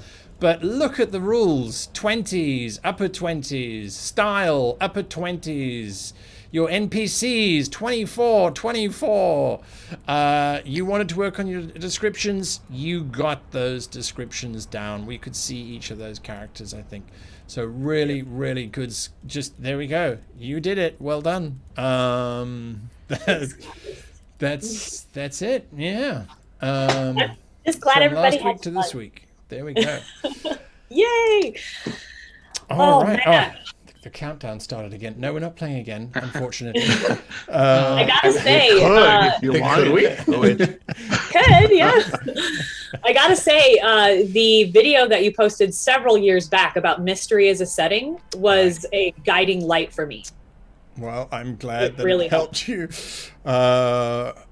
All right, let's look at some of the questions that have come through. Mr. Shaz asked, the table flowed well from one player to another, and I enjoyed that Hillary always made sure to toss the spotlight to whomever hadn't got it recently. Oh, it's an answer, not a question. Sorry. What is up to me? I can't read dice numbers. I can't read words. Oh, that's what they liked about the game. Sorry, yes, that's what they liked about the game. So they liked that it flowed and everything just moved, and there we are. Okay. Is there anything, Hillary, that you would have liked to have done differently? I guess maybe a little better at time management at the beginning to have a little bit more time for the battle so it didn't have to feel as rushed. And also just giving you guys more of an option to use, more opportunities to use the items I gave you. And I'm not good at playing characters that are lying. I'm really not. That's where I was panicking, was trying to show that she was hiding something but not make it super obvious. So I don't know, that part I'll probably need more practice with. No, well, I thought you did a good job. You said that she was hiding something, but at no point did it feel like she was hiding that she was the thief. It felt like she was hiding who was the thief, or so I think you did a pretty good job on that one. Now let's see. Double Crit Fail says here, the pacing this session was a much slower burn than last week. Was that intentional on your behalf? I don't know that it was intentional as much as just kind of a function of doing an investigation, which I was a little bit worried about because it is just a lot of talking and an occasional roll here and there using whatever skill is appropriate. But yeah, I'm not really sure how I could make it more, I don't know the word. Okay. No, more epic, fair. Yeah. less of a slow burn. Yeah. I don't think that slow burn is in this case used as a negative. Okay. I think that this case slow burn means that it built to something good and it took its time to get there and it was worth the journey. So okay. Yeah, at least that's my thinking around that. Laura Bones says, how do you feel that your new tactic you were trying worked? Because you said you were trying a new tactic. What was that new tactic? And do you think just doing an investigation? I've never done an investigation session before. It's a type that I've never tried, and I was very nervous about it because you've really got to make sure that you give the right amount of clues and make it so it makes sense to be able to get to there, but it's not just super obvious. I think I did a pretty good job for my first time, but I'm definitely going to want to do more of these and try to hone more of my skills. It really, really helped seeing in your video about mystery setting to make sure to write the adventure from the bad guy's perspective first and then find what clues would have been left behind. So, yeah. What would you have done if no one had found the tunnel under the dock? I don't know. I was trying to make it so that it was intriguing to want to go and check it out. So you would want to go. And if you hadn't jumped over the side, which I absolutely love that you did, I would have said like, oh, well, you noticed like a necklace on the ground. And hopefully and then that would have led to the anchor, and then the anchor would have led to looking over the side and, oh, I see a chest in the water. And then, oh, well, maybe I need to look around here more. And then if it really like wasn't going to be a thing, I was going to give like a perception check to notice a little bit of light coming out from under there. Nice, yeah. And Binson, you just jumped into the water to see what was going on, is that right? I think because you said the fairy jumped in the water, so that was. You were just sort of, there we go. Absolutely. So something that you So yeah, it was a good clue to. Absolutely. We know the fairy was jumping into the water because she was leaving, not by accident anymore. And I assume that MM is Mama MacDougal. Yeah. Yeah. But that's meta knowledge, so it's like, oh, character from yeah. So this is kind of set a year after that first one that I did. Right. And Mama MacDougal is a sweet and intelligent person, but not super wise, so she's kind of easily manipulated. And the Harbour Master had expertise in deception. So yeah, made sense. Yeah. Anyway, we are out of time, so a massive thank you to the players who put up with the crazy dragon and who gave up their time as well to join us today. Thank you very much. I really do appreciate your time. And of course, yeah, you guys are great players. Absolutely. And a massive thank you to Hillary for joining us for 2 weeks. It's a pity to see you go, but, well, you've definitely improved. Is there anywhere we can catch you doing your magic? I host a question and answer show for a channel called Realmsmith. It's like an after show for their live play. And I am a moderator on their roleplay Discord, which we run adventures and I write modules and stuff for them. But other than that, I don't really have any other live play channel games yet. Well, I would like to do more, but yeah, I'm looking into it. I don't think you would struggle to find players. Anyway, a big thank you to all of you as well for watching tonight's show, for engaging in the conversation, and for supporting all of us in these endeavors. Hopefully you are taking things home to try in your own games. Next week we have a new GM joining us, and who that will be, even I don't know. I know there's someone booked in, hopefully. Anyway, we'll see you again next week, Thursday, same time, same place. And until then, I wish you and yours the very happiest of gaming. Goodbye. Bye.